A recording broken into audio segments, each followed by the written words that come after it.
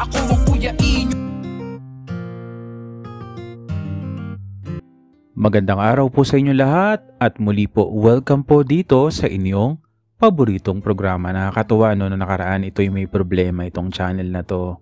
Ang dami ng violation. Tapos ngayon naman, yung kabila naman, kaka-upload ko lang kagabi. Ngayon meron, suspended naman siya. Anyways, okay. Dear Kuya E, itago nyo na lang po ako sa pangalang JD, 20 years old. 16 years old pa lang ako nang nangyari ang kwento ko na ito. Dahil sa napapasama ako sa maling tao ay nakulong ako sa Boys Town sa may Mandaluyong kahit na wala akong ginagawang masama at ako lang ang pinagbalingan ng sisi ng ibang kabataan at kanilang magulang. Ginugol ko ang ilang panahon ko sa Boys Town. Maayos naman ako makisama. Isang linggo mula nang mapasok ako ay dumating ang isang siga. Tila ba basagulerong tao. Siya si Philip, 21 years old. 17 years old siya noon. Kaya tila ba para makaiwas sa gulo ay pinilit kong lumayo at umiwas sa kanya. Ilang araw pa lang ang nakalipas, halos lahat ng bata rito ay nakaaway na niya at nakasuntukan. Alam kong walang planong magpatalo ang bawat isa. Sa loob, isang gabi hindi ako makatulog kaya lumabas ako ng silid ko upang umihi sana, ngunit laking gulat ko nang makita ko ang isang bantay namin na nakaluhod sa harapan ni Philip. Alam kong guwapo si Philip. Malazoren Legazpi ang itsura nito, kaya dahan-dahan akong nagtago at inintay na makatapos sila. Makalipas ang ilang minuto ay nagpasalamat ang bantay namin at lumakad papalayo at ako naman ay pasimple na lumakad papuntang banyo. Oy, ikaw, may nakita ka ba? Huwi ka sa akin ni Philip. Ano ba dapat ang makita ko? Sabi ko naman. Pupunta lang naman ako sa banyo at kailangan ko lang na umihi. Pagkasagot ko nito ay pumunta ako sa banyo at umihi nang bigla akong suntukin ni Philip sa tagiliran. Sa lakas ng suntok niya, tila ba nawalan ako ng lakas at hininga. Tinatanong kita ng maayos kaya sumagot ka ng maayos. Ano bang nakita mo? Wika uli ni Phil. Wala nga ako nakita. Kalalabas ko lang ng kwarto at iihi lang sana ako. Laking gulat ko nang inilabas niya ang popsicle niya at ipinasubo sa akin. Hawak-hawak niya ang buhok ko habang labas-basok sa bibig ko ang pops niya. Wala akong lakas para lumaban habang siya ay patuloy na nag-i-enjoy sa aking bibig. Sinasampal niya ako kapag dumidikit ang pops niya sa ngipin ko at pinalaro pa sa dila ko ang pops niya. Nang makaraos siya sa bibig ko ay akala ko tapos na ang kalbaryo ko. Ngunit idinapa niya ako at sinimulan na sakupin ang aking kuweba. Mabilis at gigil na gigil siya sa pagsakop sa akin. Halos pinaikot-ikot niya ako habang ang pops niya ay nasa looban ko. Sarap ba? Sa susunod huwag kang magsisinungaling sa akin ha, wika ni Phil.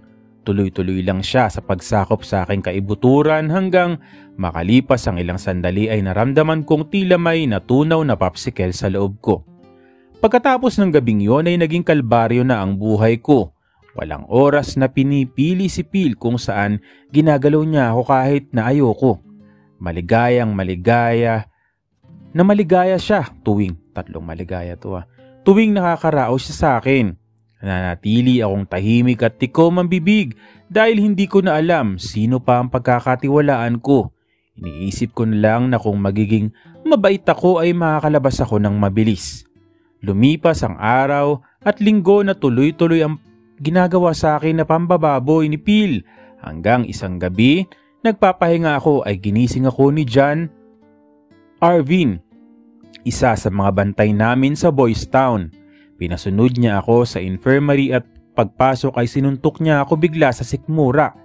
Pagkatapos ay hiniga sa kama na habang nagsuot na ito ng maskara. Pagkatapos ay binuksan niya ang kamera.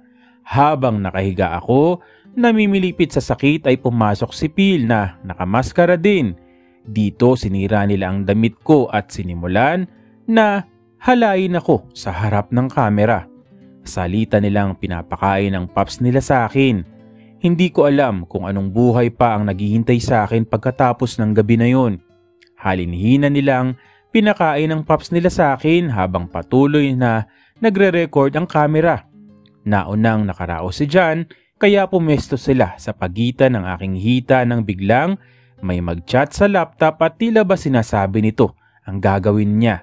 Hindi ako nagkamali. Pinasok niya ang 3 daliri niya sa akin at kasabay sa pagpatak ng langis. Habang kinakain ko ang paps ni Phil ay nilalagari naman ni John ang aking likuran. Makalipas ang ilang sandali ay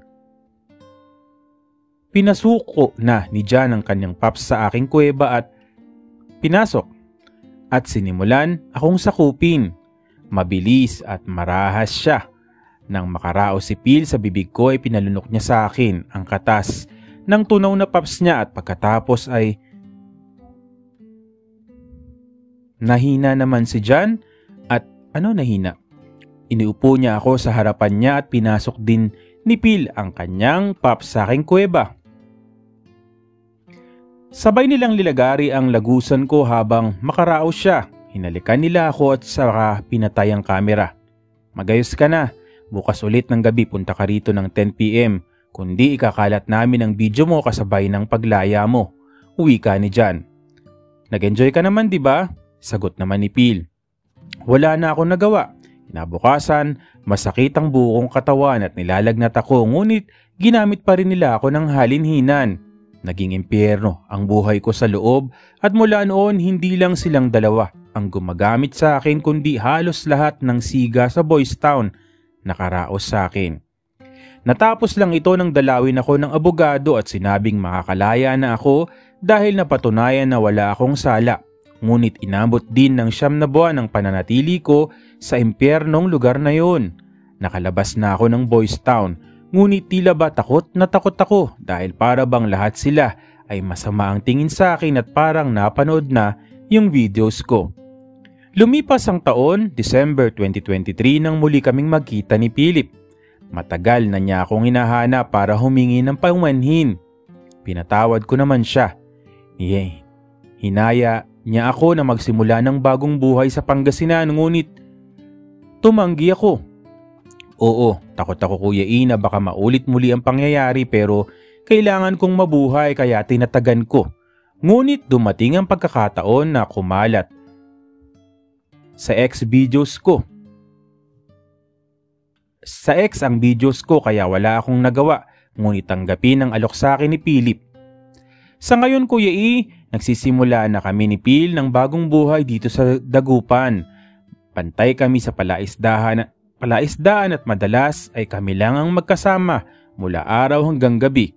January 1 nagtapat sa akin si Philip na mahal niya ako at gusto niyang maging kabiyak ko siya. Ngunit hindi ko na alam kung tama ba o mali ang isasagot ko. Baka kasi maulit muli ang mga masasamang pangyayari sa buhay ko. Sana po mapayuhan niyo ako kung tama ba na maging kami o mananatili na lang kami na magkatrabaho. Salamat Kuya E, nagmamahal ang tagahanga mo, JD. Well, yung nakadepende naman sa iyo yun kung sa pagbabago, yung makikita mo talaga yung pagbabago sa kanya talaga na tunay talaga yung pagmamahal na makikita mo yon. Pero kung hindi, ang buhay ng tao ay napakaikli lang. So, gawin mo yung pinaka-tama mong gawin. So, kakalat niya yung video o ano man yung mga mangyayari sa buhay mo. Bata ka pa, no? Mapagtatagumpayan mo yung lahat ng bagay at hindi dapat laging idinadaan lang sa takot, no? Marami ng mga pwedeng gawin ngayon, no? So, nakadepende sa iyo pa rin yung kasagutan, no, JD. At muli, maraming salamat sa iyo. At maraming salamat po sa patuloy na sumusubaybay, sumusuporta dito po sa inyong paboritong programa. Maraming salamat po sa inyong lahat.